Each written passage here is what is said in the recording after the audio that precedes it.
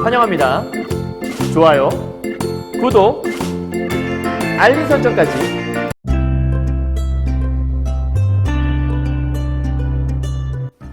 안녕하세요. 경화여고 1학년 학생 여러분, 그리고 전국에서 신사고 국어 교과서로 국어를 공부하신 학생 여러분 만나서 반갑습니다. 선생님은 세계 최강 국어쌤 조인수 선생님입니다. 자, 선생님 오늘은 이제 마지막 이번 경화여고 1학년 학생들이 2학기 1차 제필평가죠. 중간고사 준비하면서 선생님이 신사고 국어 교과서에서 유일하게 찍지 않은 작품 딱 하나 남았는데요. 거기 이제 에릭 프롬이라고도 하고 소유냐 존재냐라고 하는 요 중수필 파트예요. 그래서 이제 시험 얼마 안 남았으니까 마지막 정리한다 생각을 하시고 요 강의를 들으면서 혹시 내가 놓쳤던 건 없나 하고 선생님이 이제 세세하게 하나하나 다 정리를 해드릴 거예요. 그래서 본문 읽어가면서 요 부분이 어떤 의미이고 요거를 표로 정리하면 이렇게 될 수 있다라고 시험 공부할 수 아주 좀 편하게 대신 편하게 정리를 해드리지만 여러분도 한번 스스로 정리를 해보시고 그다음에 필기도 해보시고 하시는 그런 작업은 해보셔야 됩니다. 막연하게 그냥 듣기만 하는 것들은 공부가 안 돼요. 알았죠? 일단 첫 번째 들어갈 건데요. 오늘 함께 하게 될 작품은 소유냐 존재냐, 그러니까 소유가 중요하냐 아니면 존재한다는 것이 중요하냐. 그럼 보통 우리가 두 개를 물어보잖아요. 죽느냐 사느냐 그것이 문제로다. 그러면 죽느냐와 사느냐는 서로 약간 좀 반대의 느낌이 있잖아요. 그죠? 짬뽕이냐 짜장이냐 뭐 이건 반대는 아니지만 뭔가 선택해야 될 것 같은 느낌. 그러니까 요 두 개 다 가지면 좋겠지만 보통 무엇이냐라고 물어보면 아빠냐 엄마냐 선택을 하라는 얘기죠. 그래서 소유냐 존재냐 둘 중에 하나를 선택한다면 너희는 소유를 선택하겠니 아니면 존재를 선택하겠니 이런 것들을 물어보는 거가 될 거예요. 에릭 프롬의 작품이면서 이제 중수필인데요. 여러분 중수필이 뭔지를 잠깐 정리를 좀 해야겠죠? 오늘의 먼저 힘이 나는 한마디 먼저 보고 들어가도록 하죠. 이루기 힘들어 보일 때 목표를 낮추지 말고 노력을 높이라. 정말 멋있는 말인데요. 대부분의 학생들이 공부하다 힘들면 하나씩 뭔가 이제 포기하기 시작을 해요. 낮추기 시작을 하고요. 특히 이제 고등학교 1학년 학생들, 고등학교 1학년 들어와서 뭔가 처음에 야심차게 들어왔다가 막 어느 대학에는 갈 수 있을 것 같다는 생각을 했다가 공부를 하면서 점점 성적이 잘 안 나오면 대학을 좀 낮춰가고 자꾸 이렇게 조금씩 물론 현실을 인지하고 현실을 똑바로 인지하고 바라보는 건 중요하긴 한데요. 그렇다고 내 꿈을 낮출 필요까지는 없지 않나 싶어요. 더 열심히 노력하는 게 중요하고 노력을 하는 대신에 목표를 낮춘다라는 건 내가 그만큼 높이 올라갈 수 있는 가능성을 낮춰버리는 거잖아요. 그러니까 잘하고 있는 학생들을 부러워만 하지 마시고 내 목표를 좀 낮춰서 난 요거밖에 안 돼 이렇게 생각하지 마시고 좀 더 열심히 해봐야지 좀 더 노력을 높여보자. 그러면 내 목표도 높아질 수 있지 않을까? 이런 생각 가지고서 덤벼주시면 좋겠다는 생각이 들어요. 자, 중수필 갈 건데요. 오늘 소유냐 존재냐 이제 본문은 이렇게 돼 있는데 일단 중수필부터 확인을 해봐야 돼요. 자, 중수필이 뭐냐? 과학이나 철학이나 종교 등을 포함해서 사회적, 공적인 문제와 같이 자, 여기 중요한 거. 무거운 내용을 논리적, 객관적으로 표현한다. 그래서 다소 좀 이성적인 글이에요. 중수필의 반대는 우리가 경수필이라고 하는데 여러분이 흔히 알고 있는 수필 있죠. 흔히 여러분이 많이 본 약간 일기 같은 그런 수필은 경수필에 해당한다고 보시면 되고요. 이 글은 약간 수필인데 논설문 같은 느낌이 들어요. 왜냐하면 좀 약간 객관적이고 뭔가 논리적으로 글이 써 있어서 그래요. 일반은 논설문 같은 것들이 논리적으로 남을 설득하기 위한 글이잖아요. 중수필은 설득하기 위한 글은 아니고 객관적인 글이 들어간다는 점에서는 논설문과 좀 비슷한 점이 있다라고도 얘기할 수 있을 것 같아요. 그래서 읽다 보면 아 이게 수필이야? 이거 그냥 비문학 글 아니야? 이렇게 생각이 들 수도 있어요. 그런데 중수필에 들어간다라는 거. 다음이요. 이 작품의 전체 구조화를 먼저 하고 좀 들어가면 좋을 것 같아서 이게 어떤 구조로 되어 있는지 좀 먼저 살펴볼 건데 여러분 책을 보면 각각 단락 위에 보면 이게 조그만 제목이 들어있을 거예요. 첫 번째 제목이 소유와 존재의 차이를 아는 것. 두 번째 제목은 시적 표현의 실제 사례. 세 번째는 안정감과 불안감. 이렇게 세 가지 소제목 아래에 있는 내용들 살펴볼 건데요. 살짝만 미리 조금 뭐랄까 약간 입맛만 보고 살짝 에피타이저의 느낌? 어떤 내용이 있는지 이렇게 살펴보도록 하죠. 우선 소유와 존재의 차이를 아는 것이라는 파트에서는 소유 양식에 대한 문제를 제기해요. 그러니까 소유한다라는 거에 대한 문제를 제기한다라는 건 과연 좋은 거냐? 어떤 문제점을 말한다는 거죠. 그리고 밑에 존재 양식이라는 것의 중요성. 그럼 이렇게만 살짝 보면 뭔가 소유는 문제가 있는 거고 존재는 중요한가 봐라고 살짝 생각해 볼 수 있겠죠. 자, 두 번째는 시적 표현인데 소유와 존재에 관해서 시를 통해 표현한 3명의 시인이 있어요. 그래서 이 글 속에서 에리 프롬이 3사람을 데려오는데 바쇼와 테니슨과 괴테라는 사람을 데려와서 이들의 시 속에 드러난 소유와 존재에 대한 생각들을 풀어냅니다. 그래서 소유 방식 대 존재 양식의, 그러니까 소유 양식 대 존재 양식이란 어떤 차이점이 있는가를 이제 비교하게 될 거고요. 마지막 3번째가 소유 양식의 특징과 문제점을 밝히고 있고 존재 양식의 특징과 장점에 대한 거. 선생님 그러면 소유 양식은 문제점이 있고 존재 양식은 장점이니까 이 글은 존재하는 게 좋다는 얘기라 볼 수 있겠네요. 라고 생각하셨다면 정말 잘하신 겁니다. 여러분이 이 글을 아직 읽지 않았다면 살짝 글을 읽어보시면 이게 무슨 내용인지 알 수 있을 거니까 전체적인 맥락을 먼저 기억하시고 1차적으로 먼저 소유와 존재의 차이가 무엇인지 공부한 다음에 시를 통해서 소유 양식과 존재 양식의 차이를 비교해보고 마지막으로 어떤 걸 가지고 있으면 안정감이 있고 어떤 걸 가지고 있으면 불안감이 있는지 이런 것만 파악하시면 글이 끝난다는 얘기예요. 아시겠죠? 여기까지. 자, 그러면 요 작품 들어가기 전에 요걸 여러분 좀 체크 좀 해볼게요. 일단 선생님이 항상 이렇게 문학 작품이나 어떤 비문학, 독서형의 강의를 할 때 포인트를 좀 잡아드리고 시작을 해요. 그러니까 이 글을 다 읽었을 때 요 5가지 정도는 머릿속에 있으면 좋겠다. 대표적인 건데요. 소유 양식 대 존재 양식의 여기 좀 비교죠. 다음 두 번째가 시 분석을 할 건데 테니슨과 바쇼와 괴테의 시 속에서 어떠한 생각들을 풀어내는지. 세 번째는 꽃 뽑기랑 꽃 관찰하기는 무슨 차이점이 있는 건지. 꽃을 뽑아? 꽃을 관찰해? 어떤 의미가 있는지. 다음 네 번째, 소유와 안정감 및 불안감과는 어떠한 관계가 있는지. 그러니까 소유를 하면 불안하다는 건가? 소유를 하면 안정감이 있다는 건가? 그 관계를 살펴보자는 거예요. 마지막 5번째가 현대인의 삶과 영웅의 삶은 어떤 차이점이 있는지. 자, 요 5가지를 여러분이 글을 다 읽었을 때, 읽었을 때 이 5가지에 대해서 답을 할 수 있으면 돼요. 그러니까 답을 할 수 있으시면 돼요. 외우란 얘기는 아니고요. 본문에서 여러분이 보고서 설명할 수 있으면 되는 겁니다. 이해하셨나요? 여기까지요? 자, 그러면 우리 본문 들어가서 보도록 할 건데요. 잠깐.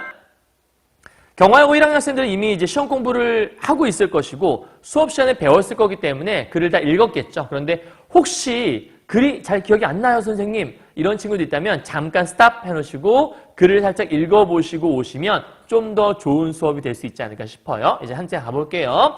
자, 소유냐 존재냐, 소유와 존재의 차이를 아는 것. 첫 번째 소 제목부터 시작을 하는 거예요. 자, 소유와 존재 간의 선택은 상식에 물을 만한 것이 아니다. 그럼 상식에 물을 만한 것이 아니라는 것들은 뭐 어떻게 하라는 얘기죠?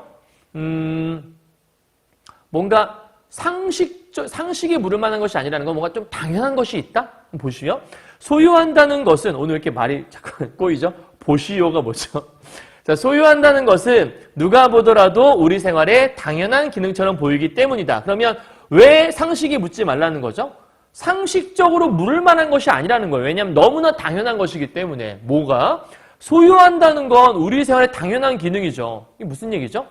여러분은 무엇인가를 가지고 생활하잖아요. 아무것도 없이 생활할 수 있는 사람이 있나요? 흔히 말할 때 돈을 가지고 생활을 하고 취미를 가지고 먹을 걸 먹고 그러니까 우리가 뭔가를 하나씩 가지면서 하루하루 살아간다는 거 그건 너무 당연한 거잖아요. 그래서 이 소유한다라는 것들은 너무나 우리 생활 속에 당연한 거다. 이게 이제 이거죠. 현대인들에게 있어서 소유라는 것이 얼마나 중요한지 소유를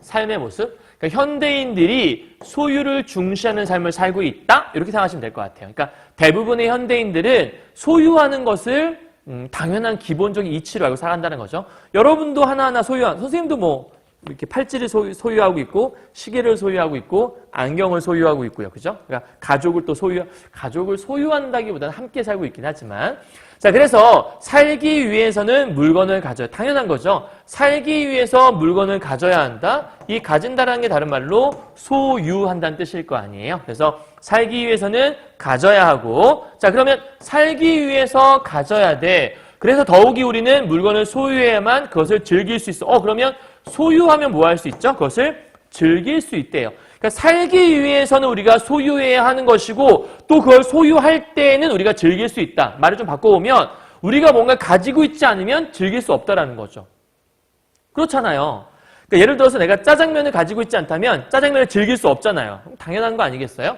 자, 소유, 그것도 더 많은 소유를 최고의 목적으로 삼고 어떤 인물을 100만 달러의 가치가 있다. 우리가 흔히 그런 얘기하죠. 이 사람은 뭐 몇만 달러의 가치. 사람을 평가할 때 왜 유명한 사람들은 뭐 몇 억의 가치가 있다 이렇게 얘기하잖아요. 물론 사람을 가치로 매긴다는 것 자체가 사람 안에 물질로 본다라는 거니까 요게 이제 이런 거죠. 사람의 가치를 금전적으로 평가하는, 그러니까 사람의 가치를 긍정적으로 표현한다는, 그러니까 그 물질로 표현한다는 거니까 요걸 우리가 이렇게도 표현할 수 있지 않을까 싶어요. 요거를 말을 바꿔오면 물질 중심적 가치관, 물질 만능주의. 그러니까 우리가 뭔가를 바라볼 때 얼마를 가지고 있느냐가 그 사람을 평가할 수 있는. 그러니까 100만 달러의 가치가 있다는 얘기는 100만 달러는 얼마나 엄청나게 큰 돈이잖아요.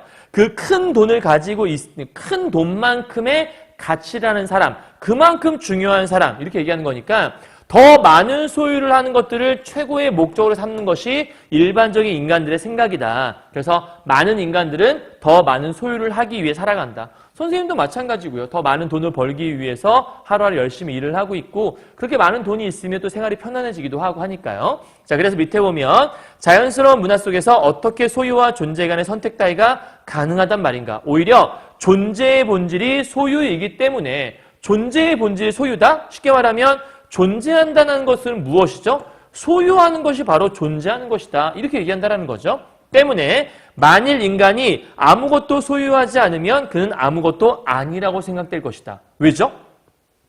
존재란 무엇이니? 라고 물어봤을 때 존재한다는 건 소유를 한다는 거지. 그럼 소유하는 게 없다는 건 존재하지 않는다는 거니까 소유하지 않으면 나는 존재하지 않아. 난 아무것도 아닌 존재야. 이렇게 본다는 거죠. 그러면 그만큼 뭐가 중요하다는 거냐면 소유가 그만큼 중요해요. 소유의 중요성에 대한 얘기를 쭉 하고 있는 거네요. 자, 여기까지가 무슨 얘기하는 거냐면 현대사회 속에서 소유를 얼마나 중요하게 생각하는지에 대해서 얘기를 하고 있는 거예요.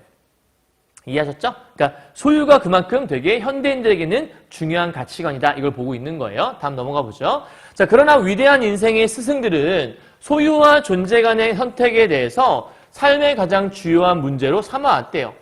여러분 보죠?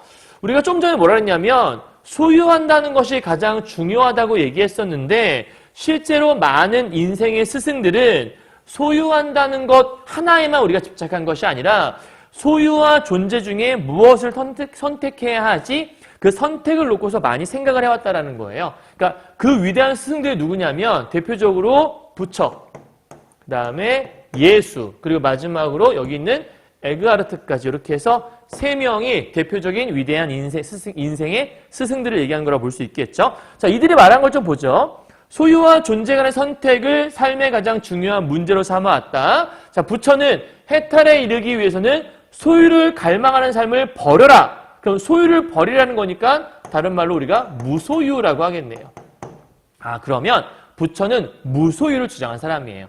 여러분 법정 스님이라고 들어보셨을 거예요. 법정 스님의 가장 유명한 책 중에 무소유가 있죠. 그러니까 불교 같은 경우에 뭐 공수래 공수거, 빈손으로 왔다가 빈손으로 돌아간다. 그렇기 때문에 뭔가를 소유하려고 애쓰지 말아라. 뭔가를 소유하려고 애쓰는 그 순간 그 소유하는 게 없으면 굉장한 스트레스 속에 살 수밖에 없고 힘들 수밖에 없다는 얘기를 하고 있는 거죠. 자, 무소유의 삶을 얘기하고 있다고 볼 수 있겠고요. 그 다음 밑에 예수는 자기 목숨을 구원하려는 사람은 목숨을 잃고 오히려 신을 위하여 자기 목숨을 잃는 사람은, 그러면 자기 목숨을 잃는다는 것 자체가 이 목숨을 소유하지 않는다는 얘기잖아요. 그러면 전체적으로 지금 약간 흐름상 성인들, 그러니까 위대한 인생의 스승들은 전부 다 소유를 버리라고 하고 있는 것 같아요. 느낌상 뭔가 좀 오죠. 현대인들은 대부분이 소유를 하라고, 아니 소유를 하기 위해 살아가는데 일반적인 인생의 위대한 스승들은 소유를 버리라고 했다. 이런 얘기를 하고 있다는 거죠. 자, 그리고 나서 밑에 보면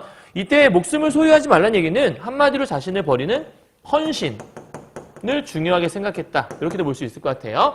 자, 사람이 온 세상을 얻고도 자기를 잃으면 무슨 유익이 있겠냐라고 얘기했어요. 그러면 여기서 세상을 얻었다는 얘기는 한마디로 모든 것을 얻었다.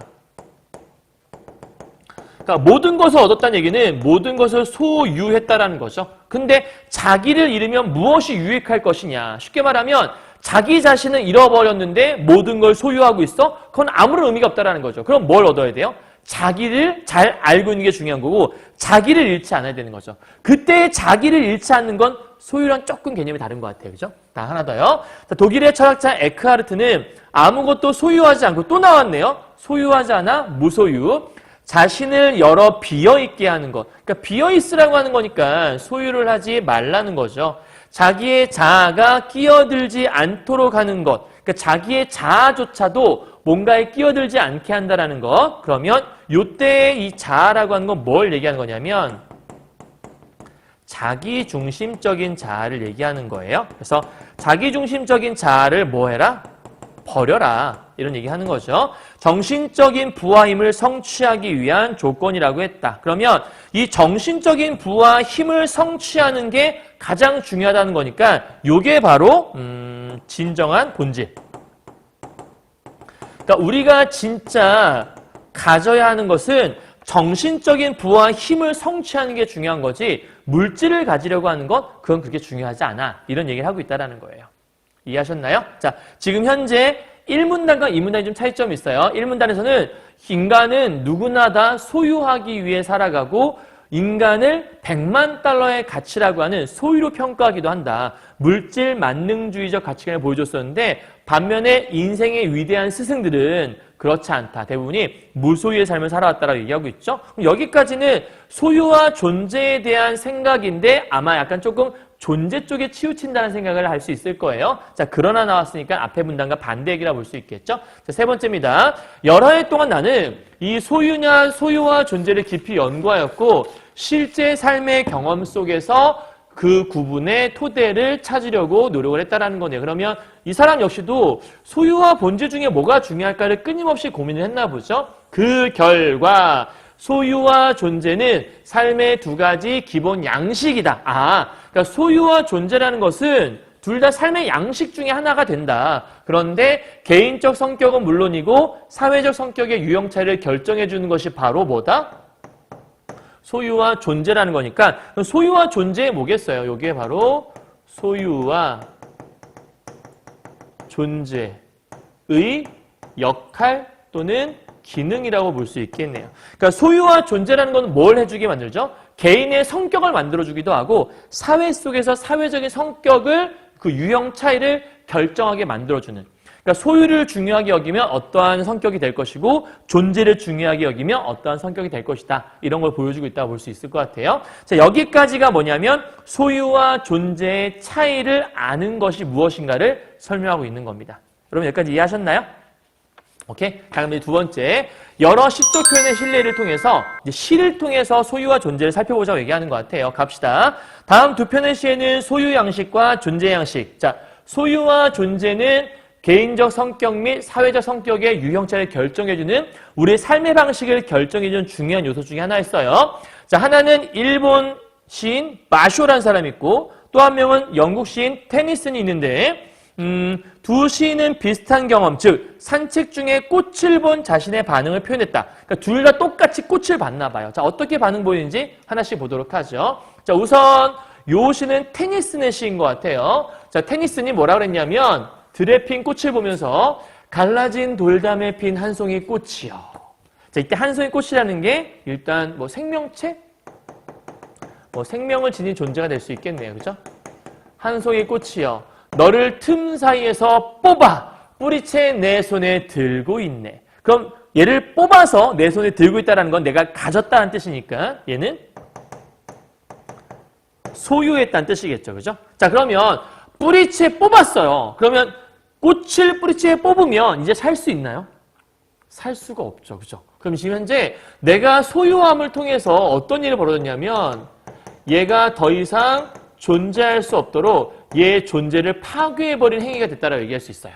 그러니까 얘가 더 이상 살아갈 수 없도록 만든 거죠. 꽃이라는 것들은 생명체인데 생명을 죽여버린 거나 마찬가지잖아요. 한마디로 존재를 파괴하는 행위를 한 거죠. 그게 뭔데? 뿌리채 꽃을 뽑았다라는 거. 자, 그래서 왜 뽑았나 봤더니 작은 꽃이여 만일 너에 관한 것 뿌리와 네 모든 것을 알 수 있다면 그러니까 요걸 하고 싶었던 거겠죠. 그때 나는 신도 인간도 훤히 알 수 있으리라. 그럼 여기서 신과 인간을 훤히 알 수 있는 건 요건 우리가 이제 진리를 탐구하는 걸 얘기하는 건데 그럼 결국은 이 세 개의 네모 있죠. 요렇게 요 세 줄에서 알 수 있는 건 뭐냐면 왜 내가 꽃을 뽑았는지 요게 이제 바로 꽃을 뿌리채 뽑은 이유를 말해주고 있는 거죠. 왜 뽑았는데? 진리를 알고 싶어서. 진리를 소유하려는 목적에서. 그러니까 얘는 진리라는 것들을 가질 수 있다고 생각했나 봐요. 그죠? 그래서 아이고 죄송해요. 진리를 가질 수 있다는 생각에 꽃을 뽑았어. 너무 예쁘니까 너무 아름답다. 한 송이 꽃차 너무 예쁘다. 그래서 꽃을 뽑아서 내가 이걸 소유하면 내가 이 꽃이라는 것들을 소유하는 그 순간 꽃의 아름다움도 소유할 수 있을 것이고 어떤 그 존재의 본질을 내가 소유할 수 있을 거라 생각했던 거죠. 하지만 존재의 본질을 소유하는 것이 아니라 오히려 꽃을 죽이는 행위를 했던 거예요. 자, 일본 시인 바쇼 보죠. 가만히 살펴보니 냉이꽃이 피어있네 울타리 밑에 라고 되어 있어요. 자, 이 사람 뭐 하고 있죠? 그냥 가만히 바라만 보고 있죠. 그죠? 자, 바쇼 같은 경우에는 뭐 하지 않았어요? 살펴만 봤어요. 그 얘기는 소유를 하지 않았어요. 그러니까 소유를 시도하지 않은 거죠. 그 이야기 뭐냐면 그 꽃의 존재 자체를 인정한 행위라고 볼 수 있어요. 그렇다면 여러분 지금 현재 바쇼와 이 테니스의 차이를 좀 알겠어요?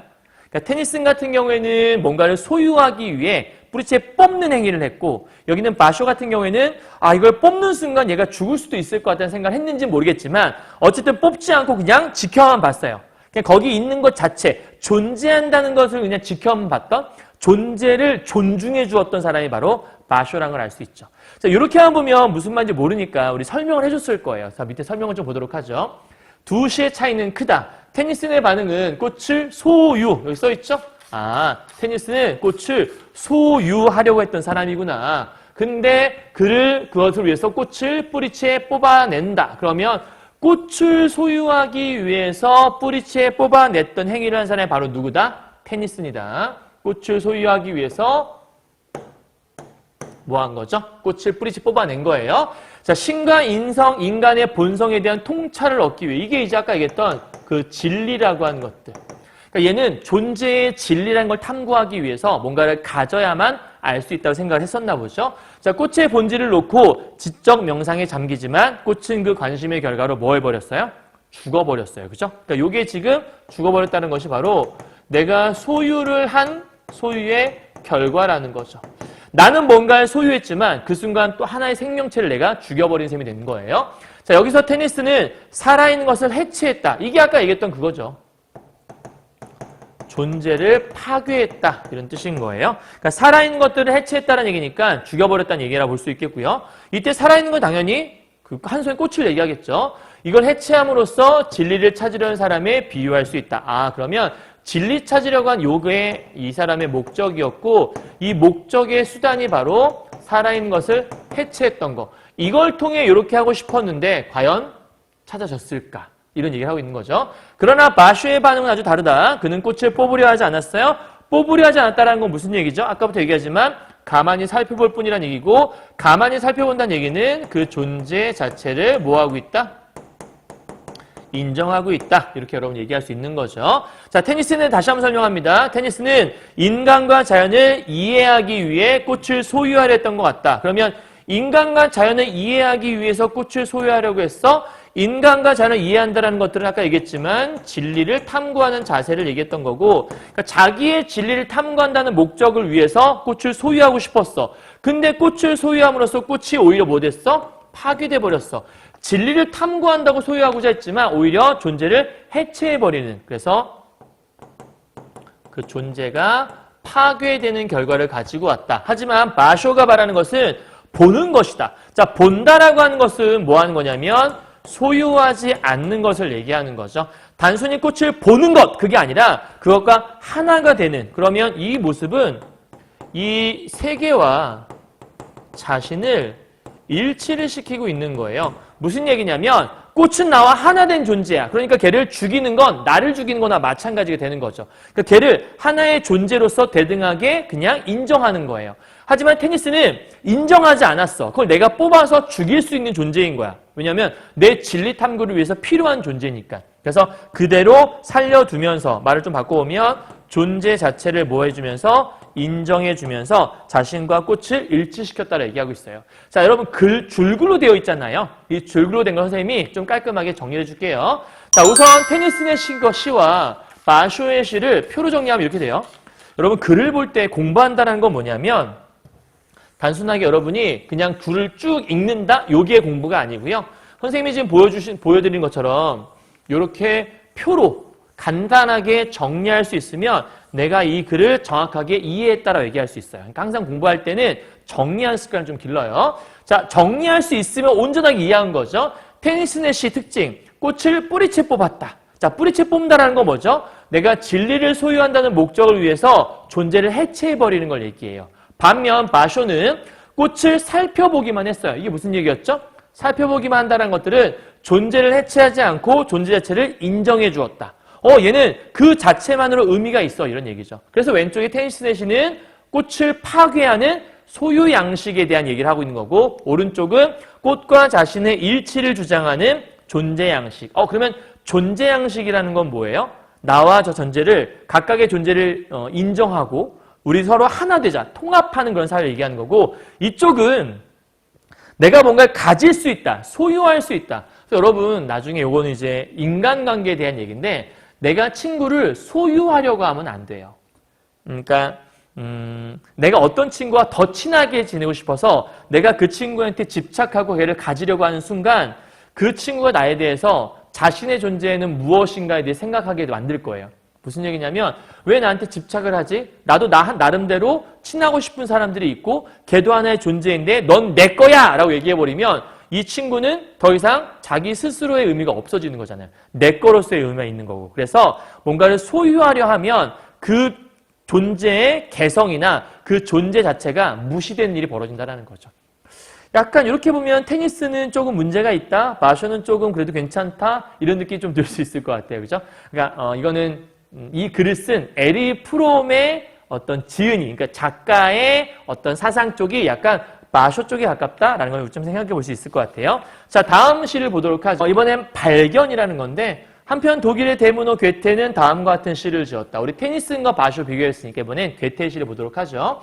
나홀로 그렇게 숲속을 걸었지 아무것도 찾지 않으리라. 그런 생각에 잠긴 채 그늘 속에 나는 한떨기 꽃송이를 보았어. 아까 똑같네요. 이 꽃송이도 마찬가지로 생명체가 되겠구나.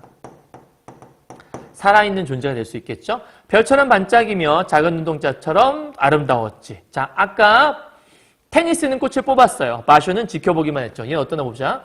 나는 그 꽃을 꺾으려 했지. 자, 꺾으려 했지 라고 하는 것들은 소유를 시도하려고 했던 것 같아요. 그죠? 꺾었다가 아니에요. 꺾으려 했던 거죠. 자, 그런데 꽃이 나한테 속삭인 거예요. 난 꺾여 시들어 버릴 테죠. 이게 사실이라면 정말 무서운 상황이에요. 그죠? 꽃을 꺾으랬더니 이제 난 죽는 건가요? 너무 무서운 상황이죠. 그죠? 근데 시들어 버릴 테죠라고 얘기한 것들은 바로 소유의 결과를 미리 이 꽃이 알려주는 거예요. 어떻게 알려주는 거야? 결국 나라는 존재는 파괴되어 버리겠죠? 라고 꽃이 나한테 속삭인 거죠. 이 얘기를 들은 순간 괴테가 깜짝 놀란 거죠. 아이고. 꽃을 꺾으려 했어요. 소유하려고 시도했는데 꽃이 난 죽는 건가요? 내 존재는 파괴되는 건가요? 라고 얘기하는 순간 나는 그것을 아름다운 정원에다가 심으려고 뿌리채 파냈어요. 자, 아까는 뿌리채 뽑았거든요. 자, 뽑으면 그냥 이렇게 푹 뽑아 올라왔어. 더 이상 생명을 가질 수 없는 건데 중요한 건 파내어서 집으로 가져왔어요. 왜요? 판에서 그대로 존재하게 만드는 것이 아니라 다른 곳으로 옮겨 심었더니 그 결과 다시 살아나게 되는 일이 벌어져요. 그럼 결국은 이 생명을 죽인 건 아니네요. 테니스는 뽑아서 죽여버렸지만 이 괴테는 뽑기는 뽑았지만 죽이려고 뽑은 게 아니라 옮겨 심어주려고. 그러면 꽃이라는 건 땅속에 있을 때, 땅속에 심어져 있을 때 존재로서의 의미가 있는 것인데 그것이 그 땅에 있든 우리 땅에 있든 똑같은 거잖아요. 그러면 우리 땅에 심어서 살아나는 순간 존재는 여전히 존재할 수 있겠고 존재는 그러니까 생명은 여전히 존재할 수 있겠고 더불어 내 정원에 있다라는 건 나의 소유가 되었다는 거니까 얘는 머리가 진짜 똑똑한 것 같아요. 그죠? 소유와 존재를 함께 할 수 있게 된 것들. 그래서 결국은 요 부분이 바로 괴테가 너무 갖고 싶은 거죠. 꽃을 너무 갖고 싶은데 이걸 꺾으면 죽을 것 같아. 그래서 괴테만의 해결책을 찾아낸 거예요. 그 해결책이 뭐인 거예요? 그러니까 뿌리째 파내어서 일단은 생명을 뭐 한 거죠? 존중하는 행위라고 볼 수 있겠네요. 자, 왜냐하면 꽃을 그러니까 뿌리채 뽑아낸 게 아니고 뿌리채 이렇게 파냈다는 얘기는 흙과 함께 파낸 거죠. 아까 뽑는다와 좀 차이가 있어요. 얘는 아까는 꽃을 그냥 이렇게 쑥 뽑아버린 건데 지금은 꽃과 함께 그 옆에 있는 흙까지 해서 함께 이렇게 파냈다. 즉 생명을 보존한 그대로 이렇게 파냈다는 뜻이 될 것이니까 요거는 뽑은 것과는 좀 차이가 있죠. 뽑은 것과는 차이를 보이는 행위. 그래서 결국은 요 부분이 말해주고 싶은 게 뭐냐면 생명을 파괴한 것이 아니다. 그러면서 동시에 내가 뭔가를 소유할 수 있게 된 거다. 이런 얘기하는 거죠. 그러니까 생명을 파괴한 것이 아니면서도 소유할 수 있게 되었고 또 하나 이것의 의미는 그냥 그 자리에 두고 바라보기만 한 것이 아니에요. 그죠? 왜냐하면 아까 마쇼 같은 경우에는 그냥 그 자리에 두고 보기만 했잖아요. 근데 바라보기만 한 것이 아니라 얘를 내 정원에 옮겨 심음으로써 소유할 수 있게 된 거예요. 그죠? 그러니까 한마디로 해서 얘는 지금 현재 생명을 존중하면서도 생명을 존중한다는 것들은 그 존재를 인정한다는 거겠죠? 그래서 존재를 인정하면서도 뭐 하게 된 거예요? 소유를 함께한, 그러니까 소유하면서 동시에 이것들을 가져오게 된. 자, 이거 차이점은 뭐냐면 아까 테니스 같은 경우 테니스는 소유했죠. 하지만 얘는 존재를 뭐 했죠? 파괴했죠. 그래서 그 존재를 인정하지 않았지만 얘는 똑같이 소유하면서도 존재를 인정해서 파괴하지 않은 모습. 그래서 테니스과 괴테를 비교해라라고 얘기한다면 둘의 공통점은 소유했다. 차이점은 얘는 존재를 파괴했지만 얘는 존재를 파괴하지 않았다. 이렇게 볼 수 있겠죠. 그럼 여기는 괴테와 마쇼의 공통점과 차이점은? 공통점은 존재 자체를 인정했다. 차이점은 마쇼는 소유할 수 없었지만 괴테는 소유했다. 어떤 차이점인지 알겠죠, 여러분?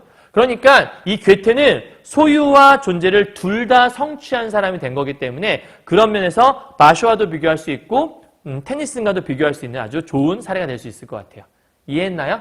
그러니까 테니슨과 괴테의 공통점, 소유. 차이점은 테니스는 존재 파괴, 그다음에 괴테는 파괴하지 않았어. 그다음 괴테와 여기 아까 얘기했던 마쇼의 공통점, 존재를 파괴하지 않았다라는 공통점. 차이점은 마쇼는 소유할 수 없었지만 괴테는 소유했어. 이런 의미를 담고 있다라고 얘기할 수 있을 거예요. 자, 여기에 대한 설명을 좀 보도록 하죠.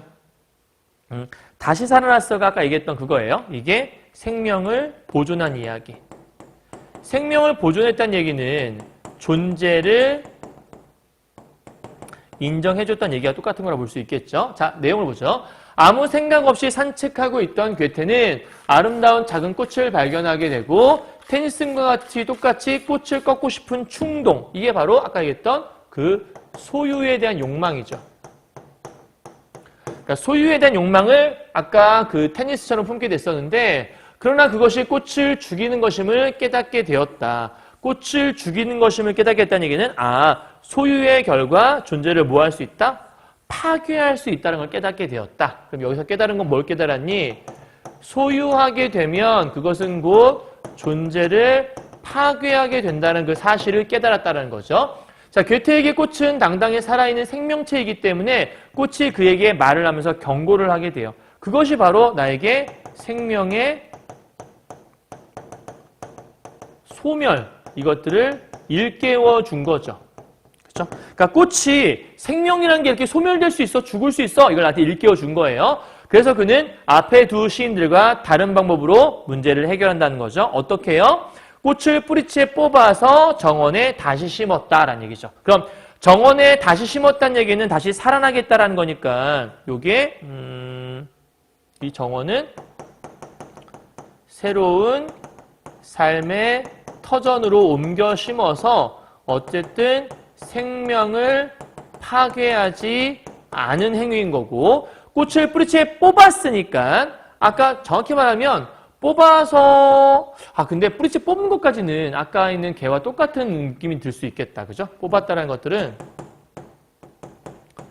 소유 양식에 대한 걸 볼 수 있겠네요. 여러분 그러면 앞에 쪽에 이 뿌리채 파내었다는 얘기, 여기는 여기 파내었다는 거 하나만 본다면 살짝 뿌리채 뽑은 거랑 크게 차이점이 없다고 볼 수도 있을 것 같아요. 이 부분은 학교 선생님이 어떻게 하셨는지 모르니까 학교 선생님 의견을 좀 따라하는 게 좋을 것 같긴 한데, 선생님 생각에는 뿌리채 파내어라고 하는 거는 테니스과 같은 행위가 되는 것 같아요. 그런데 테니스는 그냥 뽑은 거에서 끝났지만 여기는 괴테는 뽑아서 집으로 가져와서 다시 심었다. 그러니까 정확히 말하면 정원에 심으려고 파낸 행위는 괴테의 행위고, 테니스 행위는 그냥 소유하려고 뽑았다. 이런 거니까 뽑는 것 자체는 생명을 파괴하는 게 될 수도 있겠네요. 그런데 심으려고 파낸 거니까 결과적으로는 꽃을 다시 살아나겠다 볼 수 있겠죠. 어쨌든 여기는 소유 양식, 뿌리채 뽑았어. 소유도 성취했고 생명을 파괴하지 않았어. 그렇다면 존재도 할 수 있게 만들었으니까 소유와 존재를 둘 다 성취했네. 그렇기 때문에 생명이 파괴되지 않도록 했다. 괴테는 말하자면 테니스인과 바쇼 사이에 있는 것이다. 그렇죠. 그럼 테니스인과 바쇼 사이에 있다는 얘기는 한마디로 무슨 얘기죠? 둘 다 충족했다 이런 얘기죠. 오케이. 자, 그러면 이런 얘기네요. 이렇게 그림을 그려본다면 이쪽이 테니슨 그리고 여기는 바쇼. 둘은 합쳐질 수 없거든요. 그런데 이렇게 갖고 있는 것이 바로 누구다? 괴테다라고 볼 수 있을 것 같아요. 그래서 괴테는 얘랑 공통점도 있고 얘랑 공통점도 있다. 이렇게 보면 둘 다 공유할 수 있다는 거. 근데 이렇게 좀 비교되는 건 공통점도 있지만 차이점도 있으니까. 공통점도 있지만 차이점도 있으니까 그거 설명할 수 있으면 될 것 같아요. 다음이요.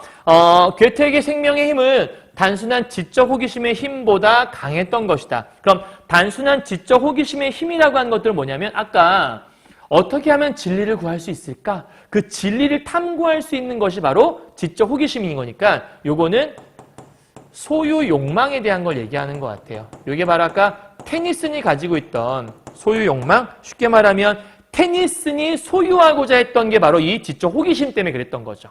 그런데 이것보다 뭐가 강했어? 생명의 힘이 더 강했어. 그러니까 뽑지 않았던 거죠.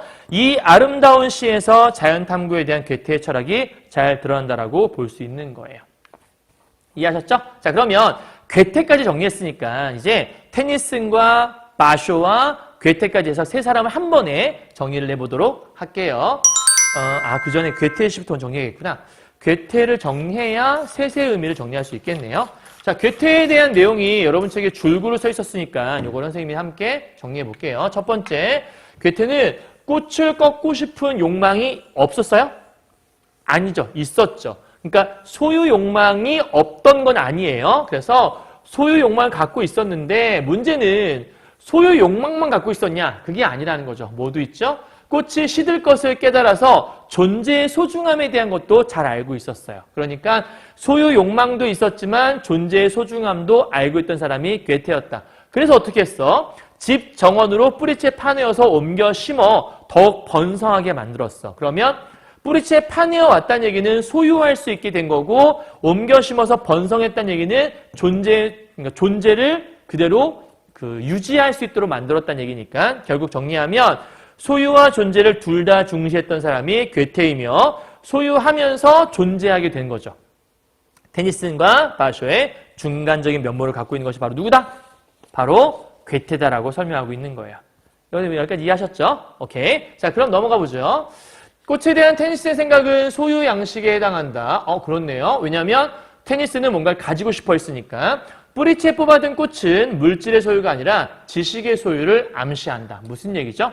아까 꽃을 뽑아둔 게 단순하게 그냥 꽃 하나를 갖고 싶었던 게 아니잖아요. 그러니까 꽃을 뽑으면서 내가 어떤 진리를 탐구할 수 있고 진리를 소유할 수 있다 생각했던 거잖아. 그러니까 지적 호기심을 충족하기 위한 게 바로 여기서 말하는 지식의 소유라고 얘기할 수 있을 것 같아. 자, 반면에 꽃에 대한 바쇼와 괴테의 생각은 존재양식에 해당한다. 존재양식이 뭔데? 존재양식이란 하고 정의 내리네요. 어떤 것을 소유하지 않고 그럼 무소유라는 것이 존재양식. 살아있는 것을 즐거워하며 살아있는 것을 즐거워한다는 얘기는 생명을 뭐 한다는 거죠? 존중한다는 얘기겠죠? 자기의 재능을 생산적으로 사용해서 세계와 하나가 된 삶의 양식. 아까 얘기했던 거네. 우리 바쇼 얘기할 때 생명체를 죽일 수 없었던 건 생명체와 내가 하나 된 거기 때문에 너와 나는 같은 존재, 동등한 존재로 인정을 한다는 거죠. 이해하셨죠? 자, 그러면 이제 이 세 사람을 한 번에 비교 한번 해보도록 할게요. 자, 테니슨과 바쇼와 괴테 어떻게 비교하고 정리할 수 있을까? 자, 테니슨부터 다시 한번 정리해요. 꽃을 뽑아서 소유하고자 하는 욕망이 있었다. 그래서 얘는 지적 호기심을 충족하기 위한 사람이었다. 꽃을 뽑는다는 것들은 물질적으로 소유하는 걸 원했던 게 아니라 지식을 소유하기 원했던 것이다. 반면 바쇼는요, 꽃을 있는 그대로 관찰하기만 했다. 소유를 원했던 게 아니에요. 꽃과 자신의 일치를 주장했던 사람이 바로 바쇼였다. 그런데 이제 이 두 사람을 다 품고 있는 게 괴테였잖아요.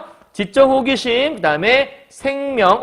생명을 지적 호기심보다 지적 호기심을 중시했던 건 테니슨이고 생명을 중시했던 건 바쇼이기 때문에 요 얘기는 약간 바쇼와 비슷한 면이 있다. 생명을 더 중시했다라는 거. 하지만 결국은 내가 이 괴테는 소유한 것도 성취했으니까 테니슨과 바쇼 사이에 있다고 볼 수 있겠고 왼쪽의 테니스는 소유 양식, 자연스럽게 이쪽과 이쪽은 존재 양식, 존재 양식을 확인할 수 있겠네요. 이해하셨죠? 자, 여기까지가 두 번째 소제목 끝이에요. 마지막 소제목 갑시다. 안정감과 불안감. 그러면 소유와 존재라는 것은 안정감을 주느냐, 불안감을 주느냐, 그걸 물어보는 것 같아요. 자, 우리는 자신이 소유하고 있는 것을 알고 있기에 거기에 매달리게 되고 매달림으로써 안정감을 찾는다. 그러니까 우리는 뭔가를 가지고 있어. 그러니까 우리가 돈도 가지고 있고 뭐 아이폰도 있고 아이패드도 있고 여러 가지 갖고 있잖아요. 그러니까 뭔가를 가지고 있는 걸 알고 있어. 그러면 내가 이걸 잃어버리지 않기 위해서 거기에 매달릴 수밖에 없죠. 그럼 매달리고 있어요. 그걸 통해 내가 뭔가를 안정감을 가질 수 있다는 거죠. 그러면 무엇인가 소유하고 있는 것을 알고 있어. 거기에 매달려서 안정감을 찾게 돼. 이게 본래 목적이라는 거구나. 그러니까 우리가 뭔가를 소유하고 매달리는 건 왜 매달리는 거야? 안정감을 찾으려고. 근데 미지의 것, 불확실한 것을 향해 발걸음을 내딛는 것은 두렵다. 당연하잖아요. 그죠? 그러니까 알지 못하는 세계를 가는 건 선생님 아들이 그래요. 선생님 아들이 큰아들과 둘째 아들인데 둘 다 낯선 것을 못해요.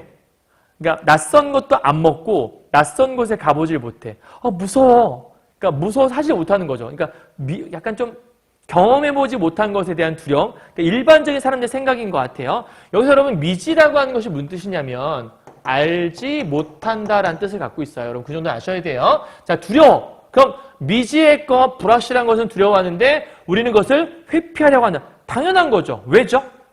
무서우니까요. 이걸 왜 그런 거죠? 왜? Why? 두려우니까. 그러면 우리는 그 미지의 것과 불확실한 것을 향해 내딛는 게 두렵기 때문에 그것을 피하고자 하는 욕망이 있다? 그런데 내가 뭔가 소유하고 있는 것을 알고 있기 때문에 매달리면 안정감을 가질 수가 있어? 그러면 불확실한 것에 매달리기보다는 내가 소유하고 있는 것을 가지려고 노력하겠네? 이렇게 생각해 볼 수 있겠다. 무슨 말 이해했죠? 그러니까 한마디로 얘기해서 소유는 왜 하는 거죠? 소유의 이유. 바로 안정감을 찾기 위해서. 그러니까 내가 뭔가를 가지려고 하는 건 안정감. 좀 쉽게 설명하면 어디 놀러 가요. 놀러 가는데 돈이 넉넉하게 있어. 그럼 마음이 편안하죠. 왜냐하면 돈이 있으면 뭔가 살 수도 있고 어디로 갈 수 있는 차를 탈 수도 있으니까. 근데 내가 어디를 가야 되는데 돈이 없어. 그럼 먹을 수도 없고 차를 탈 수도 없으면 어떡하지? 불안할 수밖에 없죠. 당연한 거잖아요. 그죠? 자, 우리는 유아일 때 자기 육체와 어머니의 품만을 가지고 있을 뿐이었다. 그렇죠? 어릴 때는 가진 게 되게 조금밖에 없죠. 그런데 점차 우리는 세계를 향해 우리 자신을 서게 하고 세계 속에 자기 자리를 만드는 과정을 시작한다. 이게 점점 뭔가를 많이 소유하기 시작을 한다. 말을 좀 바꿔보면 우리는 소유 양식의 삶을 살아가게 된다 이런 얘기예요. 그러니까 살아가면서 점점 많은 것들을 소유하게 된다 이런 뜻이겠죠. 어머니, 아버지, 형제자매의 장난감을 갖게 되고 자녀들을 갖게 되고 결국 유언 이런 것들까지 전부 다 소유하게. 그러면 갖는다란 말 자체가 무슨 말이야? 소유한다는 뜻이네. 그럼 계속해서 무슨 얘기하는 거죠? 우리는 뭔가 불확실한 것을 두려워해요. 알지 못하는 것을 두려워해요. 그래서 대부분의 사람들은 그 두려움을 피하고 싶어 해요. 그럼 두렵지 않으려면 안정감이 있으면 좋겠는데 안정감을 가지려면 어떻게 해야 돼요? 뭔가를 소유하고 있으면 안정감을 찾을 수가 있어요. 그래서 어릴 때는 요거밖에 안 갖고 있지만 점점 커가면서 많이 가져가게 되고 그걸 자꾸 이게 소유하려고 하는 이유가 뭐인 거죠? 소유하면 소유할수록 뭔가 안정감을 찾게 될 것 같으니까. 여기까지 이해했죠? 그러니까 소유라는 것들은 안정감을 찾기 위한 행위이다. 그래서 인간의 일생이라고 하는 것은 무엇이다? 바로 소유하는 삶이다. 오케이? 이게 처음 달라고 했던 얘기라 볼 수 있겠네요. 넘어가죠? 자, 그러나 이렇게 소유의 안정감을 느끼면서도 한편으로는 새로운 것에 대한 이상을 가진 사람들, 새의 길을 개척하는 사람들, 전진한 용기를 가진 사람들을 찬양한다. 그럼 여러분 보세요. 소유의 안정감을 느끼는데 그런데 불구하고 새로운 것에 대한 이상을 가진 사람들, 아까 분명히 새로운 것은 알지 못하는 것이니까 새로운 것에 대한 이상을 가진 사람들은 미지의 세계를 탐구한 사람이잖아. 근데 우리는 그 미지의 세계를 무서워한다고 했잖아요. 그런데 그 미지의 세계를 탐구한 사람들, 세기를 개척한 사람들, 전진한 용기 가진 사람들, 이 사람들의 특징은 뭔가 소유와 관계가 없을 것 같지 않아요? 그렇죠? 그렇잖아. 뭔가 소유와 관계가 없으니까 얘기한 게 아닐까 좀 싶어요. 그죠? 계속 가보죠. 이 사람들은 아마도 예측하건대 뭔가 소유에 얽매이지 않는 그런 사람들이 아닐까. 이런 사람들 우리는 뭐라고 하냐면 영웅이라고 한다. 정확히 얘기하면 이쪽이네. 이런 사람들을 영웅이라고 한다. 그러니까 새로운 것에 대한 이상을 가진 사람들. 우리는 새로운 것을 개척하는 게 무서워. 두려우니까. 근데 그런 게 두려우니까 내가 갖지 못한 그 새로운 세계를 탐험할 수 있는 사람을 되게 부러워한다라는 거죠. 그래서 밑에 이 영웅은 누구냐? 자신이 가진 것, 즉 토지나 가족이나 재산 등에 얽매이지 않으며 이게 이제 우리의 소유잖아요. 소유에 얽매이지 않고 앞으로 나아가는 용기를 가진 사람들. 그런 사람들 우리는 부러워한다. 그러니까 나는 뭔가를 가지고 안정감이 있어. 너무 좋아. 안정감을 계속 가지려면 나는 익숙한 것만 해야 되고 소유한 것을 잘 지키고 있어야 돼. 그런데 뭔가에 도전하는 사람을 보면 저 사람들은 불안할 수밖에 없거든. 안정감 있는 사람들이 아닌데 괜히 부러운 거죠. 그 사람들이. 왜 그러냐. 그죠? 밑에 보죠. 그들은 두려움이 없었던 것은 아니지만 이게 여러분 중요한 포인트예요. 나중에 혹시 문제 출제할 때 인간은 두려워한다. 많은 두려움을 가지고 있다. 근데 내가 영웅들을 부러워해? 왜? 영웅들은 두려움이 없으니까. 이렇게 생각하면 안 돼요, 여러분. 두려움이 없었던 것은 아니다. 쉽게 말하면 영웅도 뭐가 있다? 영웅도 두려움이 있다. 시험 문제도 이거 함정팔 수 있어요. 그러니까 일반적인 사람들은 두려움이 없지만 영웅은 두려움이 없는 두려움이 있지만 영웅들은 두려움이 없는 사람들이겠군. 네, 틀린 거예요. 알았죠? 다음. 그들은 두려움에 굴복하지 않고 모험을 감행한다. 차이점이 이런 거네요. 그러니까 일반인들의 특징은 뭐냐면 두려움이 있어요. 그죠? 그리고 영웅들의 특징도 두려움이 있어요. 그런데 이 일반인들은 이 두려움에 굴복해요. 하지만 영웅들은 굴복하지 않아요. 얘는 굴복을 하는 존재이기 때문에 소유를 통해서 두려움을 피하고자 하는 거고 영웅들은 그 두려움에 굴복하지 않고 맞서 싸운다라는 거죠. 그래서 모험을 감행한다는 말이 써 있는 거예요. 그럼 이 모험을 감행한다는 게 무슨 말이냐면 이때 모험이라는 것이 바로 소유의 부재를 얘기하는 거예요.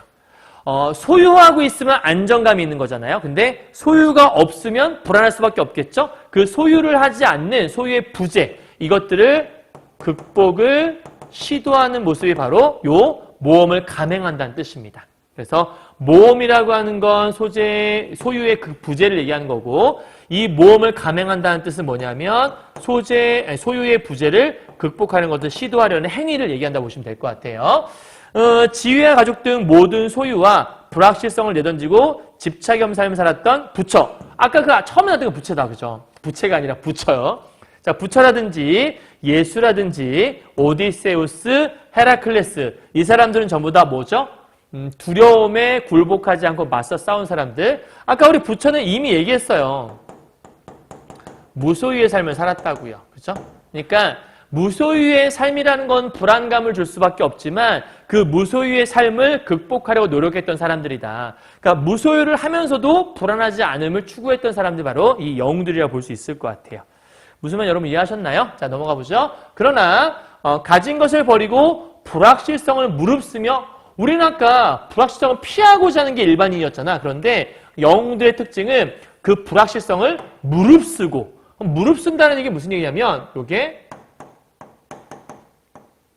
극복한다는 얘기죠. 자, 가진 것을 버린다는 게 무슨 얘기죠? 무소유. 그러면 무소유를 통해서 불확실성이 주는 두려움을 극복하는 것이 바로 영웅이다라고 설명하고 있는 것들. 잊으시면 안 되겠습니다. 자, 우리가 이들 영웅을 찬양하는 것은 우리도 할 수 있다면 이들이 사는 방식대로 살고 싶다고 느끼기 때문이다.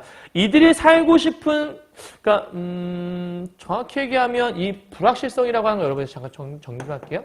이게 두려움의 원인이잖아요. 그러니까 가진 것을 버리고 불확실성은 두려움의 원인이니까 그 두려움의 원인인 불확실성을 극복하려고 나아간 사람이 영웅이었는데, 이들이 사는 방식 어떤 사람이냐면 아까 영웅들의 특징이니까 소유에 얽매이지 않는 그런 삶이죠. 이들의 삶대로 살고 싶다. 그러니까 뭔 얘기지? 일반인들은 뭔가 소유를 통해서 안정감을 가지고 있는데 그 안정감을 때로는 버리고 저 영웅들처럼 살고 싶은 욕망이 있다는 거야. 그 무소유를 통해서 소유에 얽매이지 않은 삶을 살고 싶은 어떤 생각들을 다들 가지고 있다는 거죠. 근데 두려움 때문에, 이 두려움이라고 하는 것들이 바로 우리를 영웅처럼 살지 못하게 하는 원인이 되는 거죠.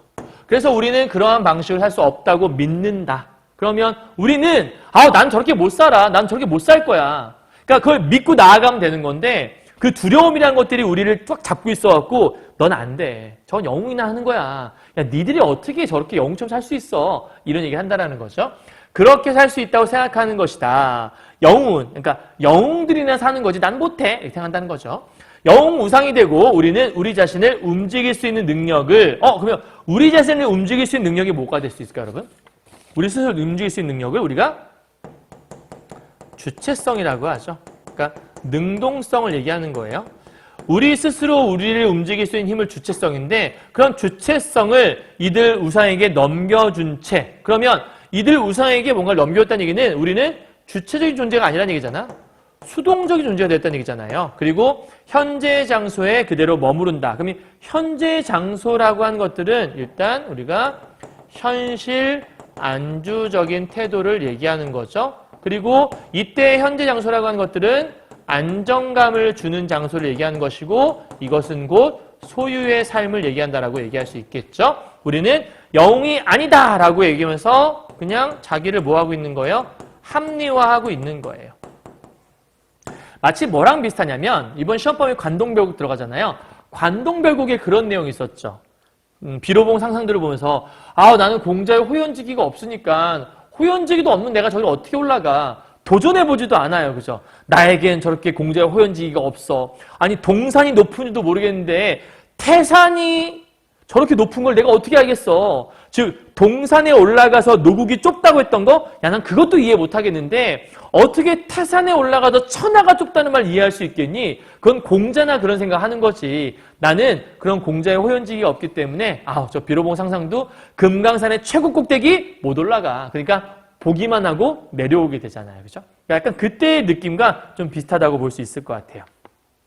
여기까지 여러분 이해했나요? 자, 넘어가죠. 현대인의 삶과 영웅의 삶을 조금 비교하고 있는 부분이 있는 것 같아요. 어떻게 비교하고 있는지 살짝 우리가 지켜보도록 하죠. 자, 봅시다. 일단 현대인의 삶은 어떤 삶이냐면 안정감을 얻고자 소유에 집착한 삶을 얘기하죠. 그렇죠? 그러니까 현대인들 아까 어땠어? 불안감이 싫다고 얘기했었어. 그러니까 그 불안감에서 벗어나고자, 왜냐하면 그 불안감이라고 하는 건 두려움에서 오는 건데 그 두려움 왜 생겼나 봤더니 가지지 못해서 생기는 것들? 그러면 나는 뭔가 소유함을 통해서 안정감을 찾기를 이제 약간 노력했다? 이렇게 볼 수 있을 것 같아요. 그래서 안정감을 얻고자 소유에 집착하는 모습이 있었고 불확실성이 두려웠기 때문에 회피하려는 태도가 일반인의 삶이었다. 그런데 영웅의 삶은 어떻죠? 소유에 집착하지 않아요. 그러니까 이 사람들은 안정감을 얻고자 소유에 집착한 태도가 없어. 그러면 저 불안정감? 두려워하지 않는다는 거죠. 그래서 두려움에 굴복하지 않는 태도이기 때문에 불확실성 가질 수 있지 뭐. 대신 이거를 무릅쓰고 내가 전진해봐야겠다. 이겨봐야겠다. 극복해야지. 그런 사람들이 바로 영웅의 삶이었다. 그런데 이런 일반적인 현대인들은 이들을 보면서 아우 난 안 돼. 난 전 영웅들이 산 삶이니까 난 저런 삶을 살 수가 없어라고 생각을 하면서 자기 합리화시키며 끝내버린다는 거죠. 너무나 안타까운 일인 거죠. 자, 다음이에요. 넘어갈게요. 이 논리는 어떻게 보면 영웅이 되는 것이 바람직하긴 하지만 한편으로 어리석고 자기의 이익에 반한다는 뜻을 내포하고 있는 것으로 보인다. 쉽게 말하면 이것이 바람직하긴 하다. 이게 나의 소망이긴 해. 그런데 현실은 어리석고 자기 이익에 반하는 거야. 이런 현실적인 판단을 한다는 거죠.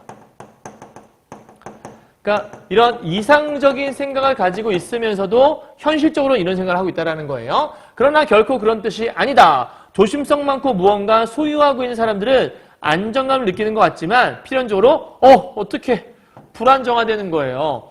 그동안 소유한다라는 건 안정감을 줄 수 있다고 얘기했었고 영웅들은 두려움을 무릅쓰고 나아가는데 나는 나아가지 않는 가장 큰 이유가 소유하고 있으면 안정감을 찾을 수 있으니까. 근데 소유하고 있는 사람들이 안정감을 느끼는 게 아니라 어떻게 된다는 거예요?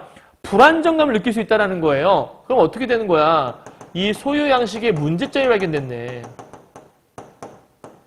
소유 양식에서 문제점을 제시를 하고 있는 거예요. 한마디로 우리가 뭐 하고 있다는 거예요?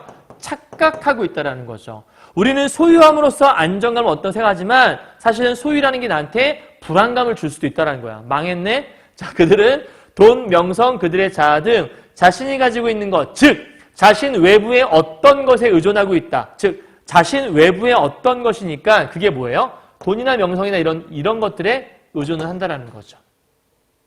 그러니까 소유 양식을 따르게 되면 뭐에 의존하는 거예요?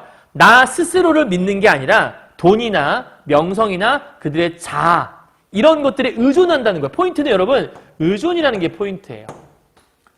하지만 아까 영웅들의 삶은 어땠죠? 의존이 아니라 자기 스스로 주체적인 삶을 살았잖아요. 근데 얘들은 주체적이지 않은 거죠. 자기 외부의 어떤 것에 의존하는 거니까 한마디로 얘기하면 주체성이 없다는 얘기를 하고 있는 것 같아요. 자, 만약 그들이 자기가 소유한 것을 잃어버리면 어떻게 되겠는가? 소유한 것을 가지고 있을 때 안정감을 찾을 수 있는데 이걸 잃어버리면 어떻게 되는 거죠? 실제로 소유한 것은 잃어버릴 수도 있는 것이다. 그렇잖아. 영원히 소유할 수는 없다고요. 우리 물건을 자주 잃어버리기도 하잖아요. 그래서 실제로 소유한 것을 잃어버릴 수 있다는 얘기는 이 소유라는 것의 본질적인 속성을 얘기해 주는 거야. 무슨 얘기야? 소유하는 것은 언제든 잃어버릴 수 있는 가능성을 품고 있다는 뜻이에요. 자, 당연히 사람은 자기 재산을 잃어버릴 수 있고 지위나 친구 등도 마찬가지다라고 얘기하네요. 그러면 자기 재산을 잃어버릴 수 있다는 거니까 일종의 소유의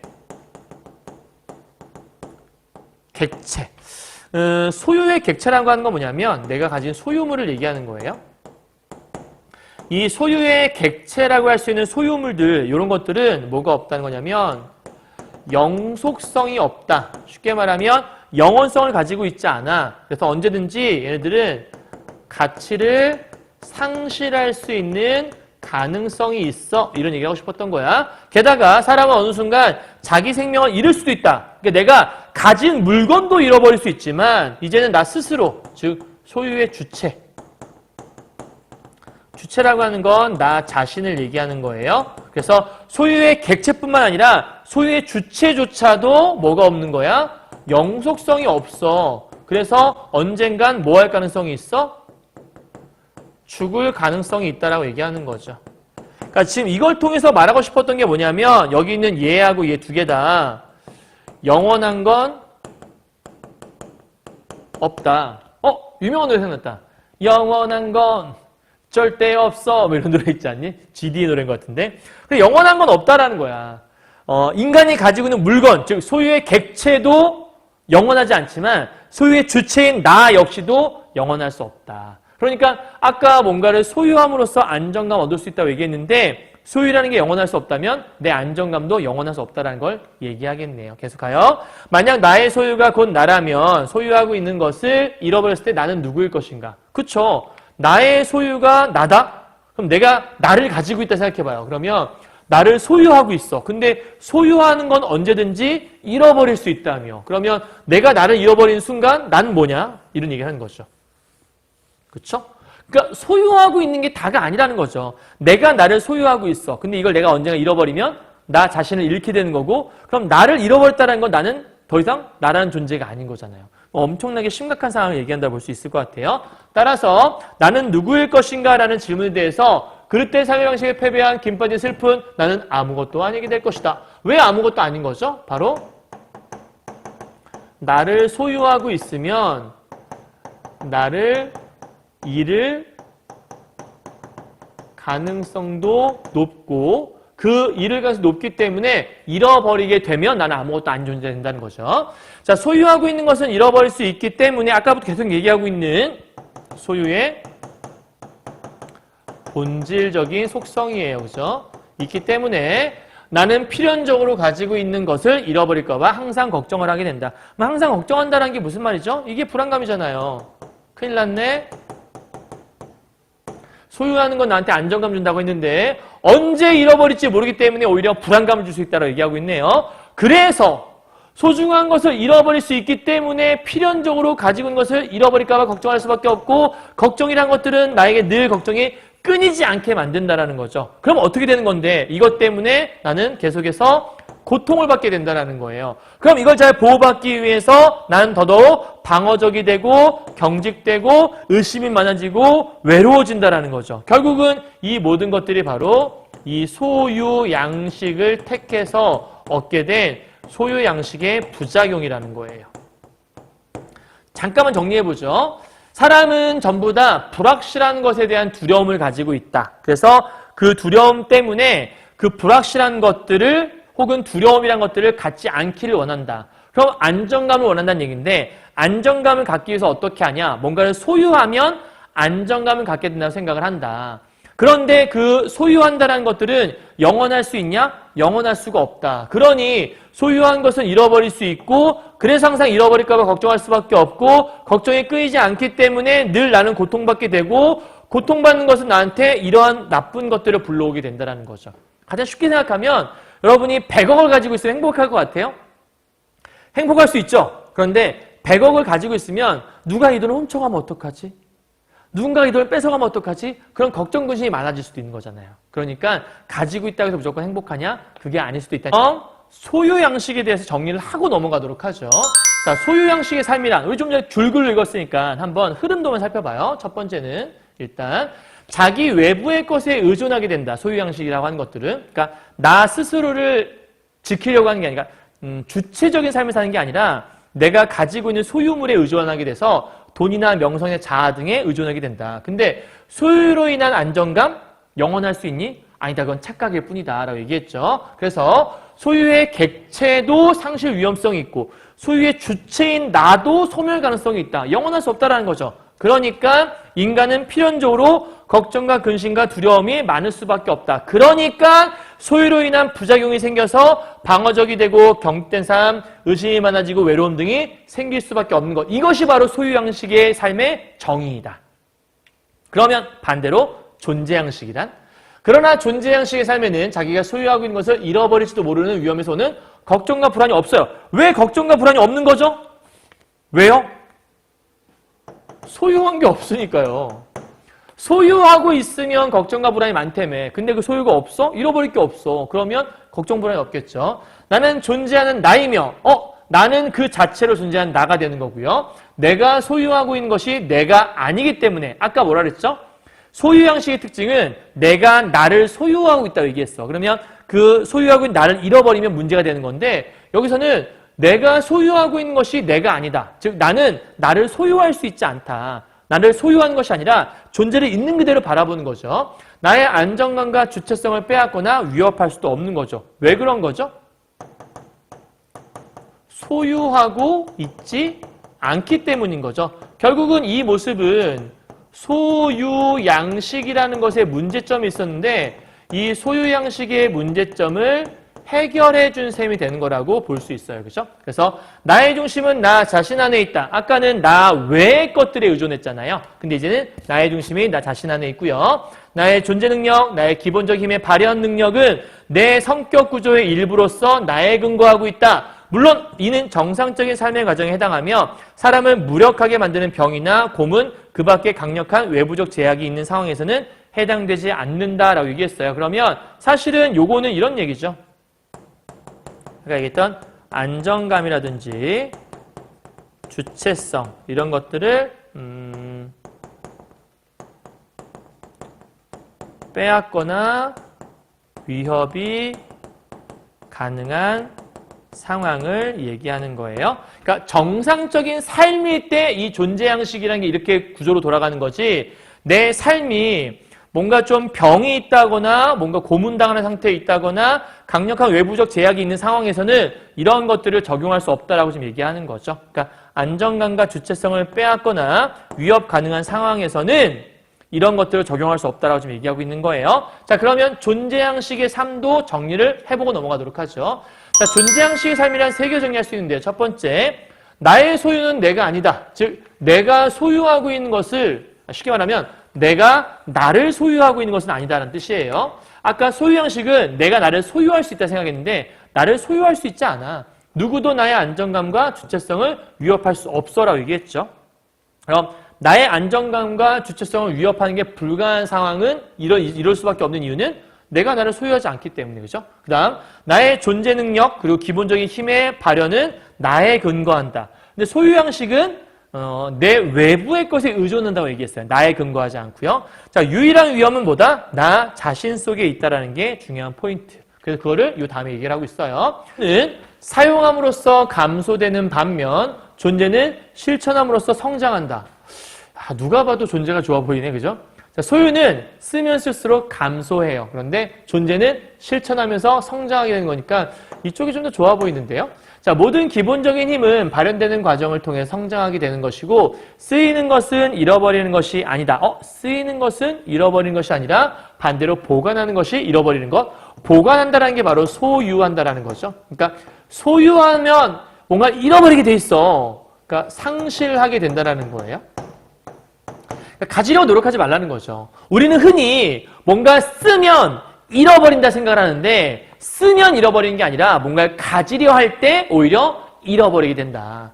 가지려고 한 소유를 사용하면 감소된다고 했으니까 존재는 쓰면 쓸수록 성장하게 되는 건데 그래서 계속해서 소유의 단점에 대한 얘기를 하고 있네요. 자, 존재 양식의 삶을 살 때도 위험이 있다. 여러분 이제 중요한 포인트예요. 나중에 시험 문제 나올 때 이게 만약에 출제된다면 존재 양식의 삶은 위험이 없다. 소유 양식의 삶은 위험이 있다. 이렇게 얘기하면 안 돼요. 존재 양식의 삶에도 위험은 있는데 유일한 위험이 내 자신 속에 있는 거다. 그러니까 뭐 약간 그런 느낌인 것 같아요. 이게 정확한 표현인지 모르겠지만 왜 축구 선수 중에서 더 위대한 선수들이나 위대한 운동선수들이 자신의 경쟁자를 누가 생각하니까 저의 경쟁자는 저죠. 약간 이렇게 얘기하는 거 비슷한 것 같아요. 그죠? 유일한 위험은 내 자신 속에 있다. 그것은 삶에 대한 믿음의 결핍, 창조의 능력에 대한 믿음의 부족, 퇴보적인 경향, 내적인 나태, 내 삶을 다른 사람에게 떠맡기려는 생각, 이게 약간 의존성을 얘기하는 거잖아요. 수동적인 태도, 그죠? 이런 것들, 이런 것들 등에 도사리고 있다. 그래서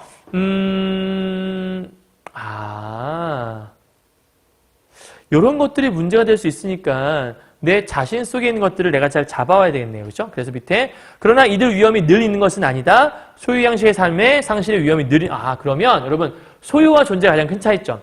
공통점은 둘 다 위험이라는 게 있다. 근데 소유 양식은 늘 위험 속에 있어. 어떤 위험? 잃어버릴 수 있다는 위험. 언제든 잃어버릴 수 있어. 항상 존재해. 그런데 존재 양식은 위험이 있긴 있어. 근데 매번 있는 건 아니고 뭐 없을 수도 있어. 근데 어떤 위험이 있는데 나 자신 속에 이러한 위험들이 간혹 있다. 이런 얘기를 하는 것 같아요. 그러면 이제 마지막 정리할 거는 소유 양식과 존재 양식이 어떤 차이가 있는가 마지막 정리해야 될 것 같아요. 정리해보죠. 자, 소유 양식의 삶이란 뭐냐라고 물어본다면 이렇게 정리할 수 있을 것 같아요. 소유한 것은 늘 상실의 위험성이 있다. 근데 그 위험성이라는 것이 어떻게? 항상 존재하게 된다라는 게 포인트인 것 같고요. 그 다음 두 번째요. 상실의 위험성이라는 것들을 통해서 늘 불안감이 발생할 수밖에 없다. 그리고 사실은 소유하면 안정감이 있다고 좋아했었는데 알고 보니까 소유라는 것들이 나한테 불안감을 조성하더라 이런 얘기를 하는 것 같아요. 그리고 늘 자신의 외부의 것에 의존하게 되고 나 스스로를 의존하는 것이 아니라 그다음에 소유라는 것들은 사용함으로써 감소하게 되는 게 소유 양식이다. 그럼 존재 양식은요? 유일한 위험은 나 자신 속에 있다. 그래서 얘랑 공통점은 둘 다 위험성이 존재하는데 이때의 위험은 항상 존재하지만 항상 존재하는 게 아니라는 건 좀 차이점이 있다는 거죠. 그다음 상실의 위험성이 없어. 왜 상실의 위험성이 없는 거지? 얘는 상실의 위험성이 있었잖아. 얘는 왜 없어? 소유한 게 없으니까. 그래서 불안감도 발생하잖아. 왜 없어? 소유한 것들을 잃어버려야 불안한 건데 난 소유한 게 없으면 잃어버리지 않을 것이고 불안감도 안 생기겠죠? 나의 중심은 나 자신에게 있어. 얘는 자기 외부의 것에 의존하는데 자, 존재는 실천함으로써 성장하게 된다. 마지막 정리죠. 소유한 것을 잃어버리지 않으려고 노력하는 모습이 바로 소유 양식의 삶이라면 존재 양식은 존재 자체로서 세상과 관계를 중시하고 하나 되는 삶을 의미하는 것이 바로 존재 양식의 핵심이다라고 설명하고 있는 거네요. 이해하셨나요? 여기까지요? 이제 다 했어요, 여러분. 마지막 정리예요. 자, 핵심 정리. 인간의 두 가지 삶의 방식, 즉 소유와 존재라는 것에 대한 고찰을 한 건데 시를 통해서 삶의 방식과 가치관을 탐구했었고 정신분석학적인 측면에서 사회문화적 측면에서 심리학적 측면에서 접근했다라는 거. 그다음 세 번째가 대립적 가치의 대비. 뭐죠? 소유와 존재 얘기하는 거죠. 네 번째 구체적인 사례들을 통해서 뭐죠? 시라는 사례를 통해서 얘기를 했었고 다섯 번째가 철학적인 글이고 사변적, 생각한다는 뜻이에요. 논리적이고 분석적인 글이다라고 정리하면 모든 게 정리 끝이라고 볼 수 있습니다. 자, 외우는 것들이 아니라 이것들을 여러분이 본문 속에서 여기를 보니까 이런 특징이 있다는 거구나 얘기하시면 될 것 같아요. 자, 고생하셨고요. 선생님 오늘 좀 길게 강의했는데 사실은 짧게도 할 수 있었지만 일단 이왕 찍는 거니까 좀 자세하게 하나하나 세세하게 좀 풀어드렸으니까 전체를 다 듣기보다는 그냥 필요한 부분들을 들으셔도 좋을 것 같고요. 난 전체를 다 이해 못했어요. 그러면 그냥 틀어놓고 들어보시기만 하셔도 대충 소유와 존재라는 것이 어떠한 양식 속에 있는지 어떠한 특징인지 아마 여러분이 알 수 있을 것 같아요. 여러분 이해하셨죠? 그래서 소유. 썸네일 어떻게 따야 될까요? 소유. 가지려고 하는 거. 소유. 이렇게 하면 되실까? 소유냐? 존재냐? 존재 어떻게 되겠지? 어쨌든 소유하는데 이렇게 해야겠다. 소유. 자, 이렇게 소유하는 것들. 자, 여러분, 사실은 에릭 프롬의 생각 자체는 소유보다는 존재 쪽에 좀 치우쳐 있는 것 같긴 해요. 그죠? 그러니까 소유에는 너무 애쓰지 말라. 이런 얘기를 하고 있는 것 같으니까요. 그래서, 시험에 나올 만한 것들은 군대는 설명 다 해드렸으니까 표로 정리한 것들 잘 보시면서 여러분 아시는 거랑 뭐 1차는지 1차지 않는지 이런 것들 비교해 보시면서 보시면 좀 더 좋은 공부가 될 수 있을 것 같다는 생각이 듭니다. 아셨겠죠? 자, 여기까지 다 했고요. 이제 2학기 이제 중간고사 끝나고 다른 강의로 또 만나 뵙도록 하겠습니다. 여러분 고생하셨어요, 여러분. 안녕!